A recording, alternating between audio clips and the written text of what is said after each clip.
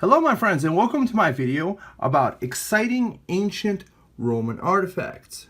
First, let me tell you a little bit about who I am. My name is Ilias Lobin. I'm an expert enthusiast and collector of ancient Greek and Roman coins. My site is TrustedCoins.com, and here I have a bunch of interesting artifacts for you.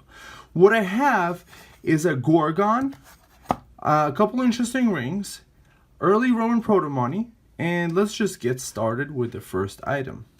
Incidentally, these items are listed on eBay, and you could just search for I66770 and find them in my eBay store. First, we're actually starting with a Roman marriage ring. You can actually see ancient Roman reliefs.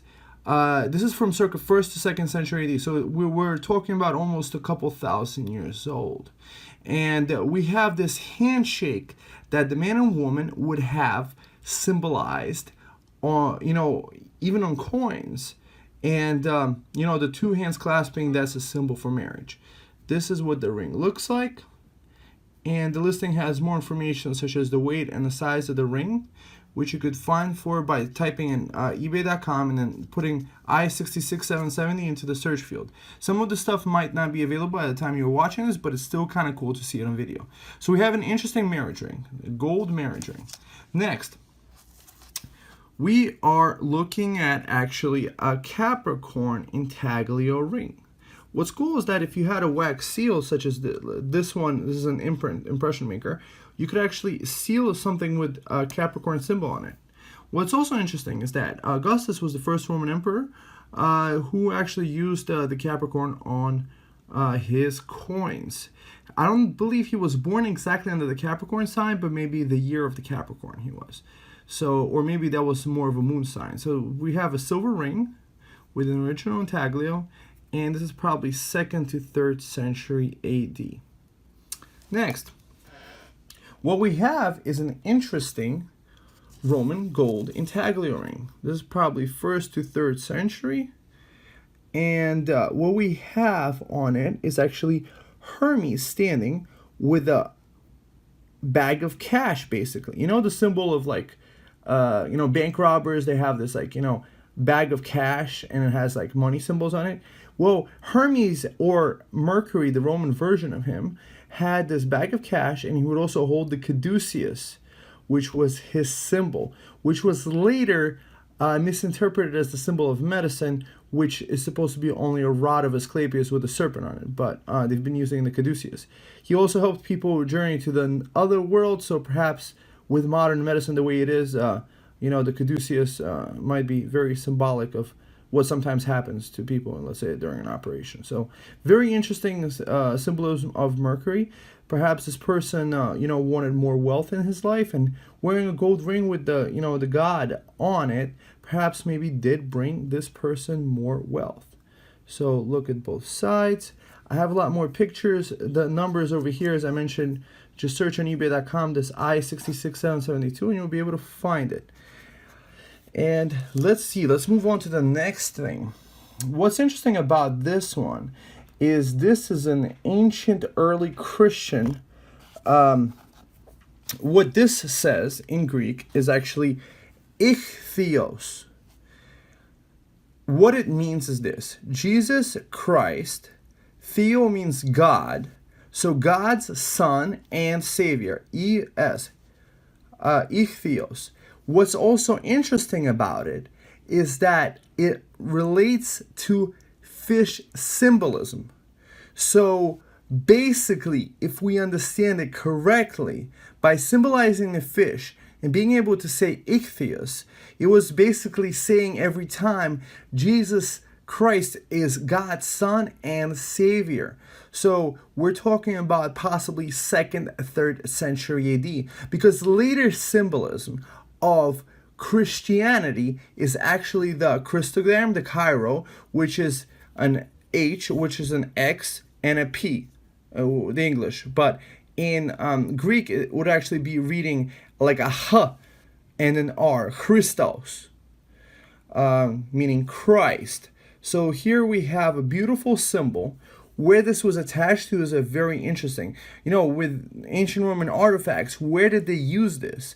But basically, I would say this was a good way to show to other people of the early Christian faith especially, that you were one of them. And something made of gold definitely attracted attention, but maybe not too much, that you'd be able to practice your religion in peace. So very beautiful early ancient Christian artifacts. So 2nd to 3rd century, we're talking about 1800, 100 years old plus. So that's available also in my store. That's kind of interesting. Over here, we have a little tiny statuette. Not so tiny, actually. I mean, like, it's 3 fingers tall. I have big fingers. But basically it's a statuette of Cupid. He would be seated. You see he had wings over here. And it's Cupid because it's a very small childlike form. Cupid was the child of Venus, and he's often pictured with her. Cupid is equivalent of the ancient Greek Eros, and Venus is the equivalent of Aphrodite. The Romans borrowed a lot of the Greek religious symbolism, or the Greek gods, for them, but they kind of renamed them a little bit. So now we know it as Cupid. So for Valentine's Day especially, this might be actually a really cool little artifact. So this is likely 1st to 3rd century, but I'll write more information on the listing. You'll be able to find it by searching this on eBay.com. Next, we have an artifact too. What does artifact mean? Artifact means is that something was created by man. But what this is actually called an ichthus rude.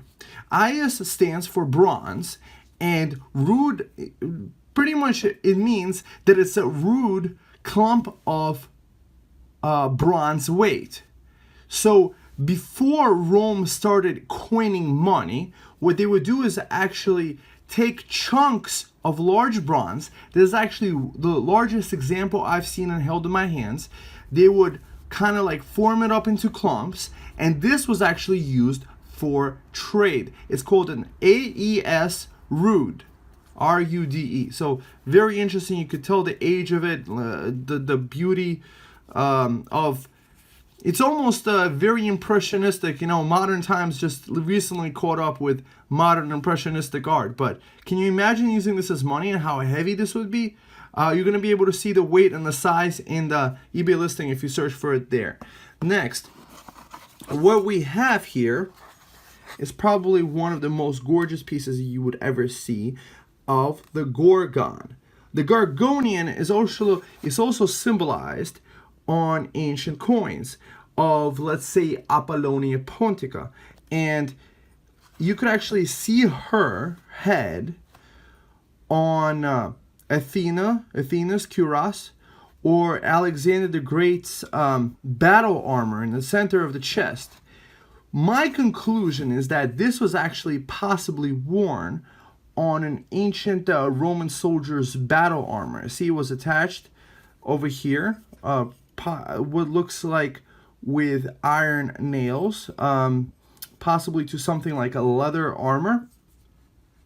And if it was in the middle of the chest, this extra protection actually protected arrows from bouncing, from actually penetrating into the chest and hitting the heart.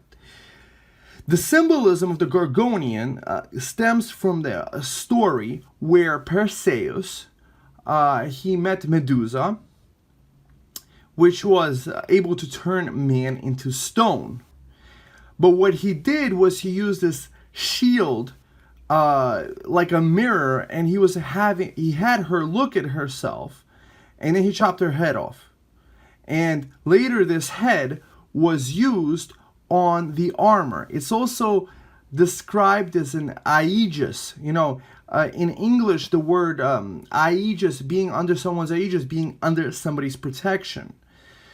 The symbolism of the Gorgon went from a really, really ugly snake-haired, monster to what is something much more beautiful. A famous example of the Gorgon or Medusa is the symbol of Versace, the very famous Italian brand. They used the rotadini, I think Medusa rotadini, which is an early 1st or 2nd to 3rd century marble view of her, and it's you could see it in the Museum of Munich. Munich has it's either Gorgon rotadini, to the best of my memory. So later it turned into a more beautiful stylized woman. So over here we have more of a beautiful stylized woman instead of something like really ugly. But the idea of it is that you would wear this into battle and would actually turn your enemies into stone. You know, that was your goal, to, you know, win in battle. So if, you know, people are afraid, are almost like turned to stone out of fear, it would be easier to battle them. So this is a very beautiful piece. You could see the age, the bronze, the aging on the bronze. This is what makes a lot of artifacts or, you know, ancient coins really beautiful, is that you could see this age on them, this greenness that, you know, turns only over age. So we have a beautiful piece right here. So again, my name is Elias Lobin. Thanks for watching. My site is TrustedCoins.com. My email and phone number are given here too. I'm open, you know, to sharing more information. I have all these in my eBay store. You could search by these individual item numbers. And I'm excited to be dealing with you guys soon. So you guys have a great day, and I hope you enjoyed watching this video. So give it a nice thumbs up. All right, guys. Bye.